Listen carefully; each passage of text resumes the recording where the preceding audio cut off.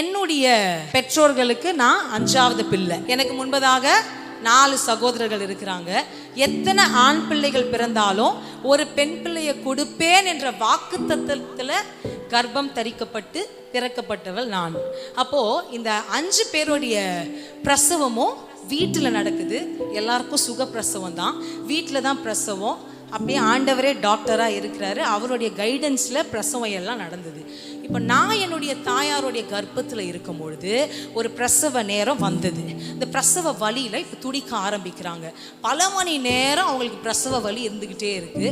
நார்மலாக ஒரு சுகப்பிரசவம் நடக்கணும்னா குழந்தையோட தலை டவுன் பொசிஷனில் இருக்கும்பொழுது சுகப்பிரசவம் நடக்கும்.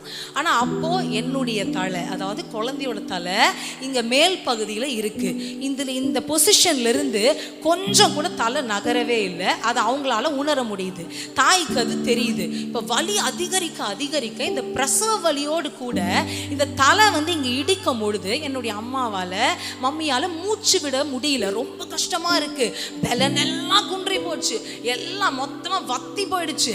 இப்போ கர்த்தருடைய வார்த்தை அவங்களுக்கு நேராக வருது, இந்த குழந்தைய உன்னால் பிரசவிக்க முடியாது அப்படின்னு கர்த்தருடைய வார்த்தை வருது.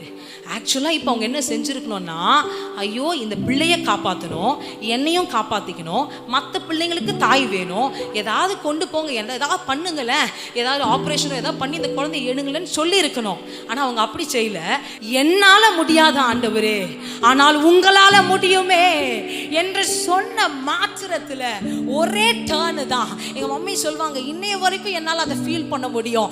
ஒரே பெல்ட்டி தான்.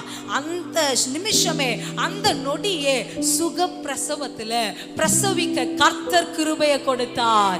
இன்றைக்கு நான் சாட்சியாய் நின்று கர்த்தரை மகிமைப்படுத்துகிறேன் என்றால், உங்களுடைய வாழ்க்கையில எதெல்லாம் உங்களால ஹேண்டில் பண்ண முடியலையோ, எதெல்லாம் என்னால முடியல, என்னால சுத்தமா முடியல, என் பலனெல்லாம் குறுகி போயிடுச்சு, என் கண்ணீரெல்லாம் வத்தி போயிடுச்சு, நான் எவ்வளோ நாள் காத்திருக்கிறேன்லாம் நினைக்கிறீங்களா?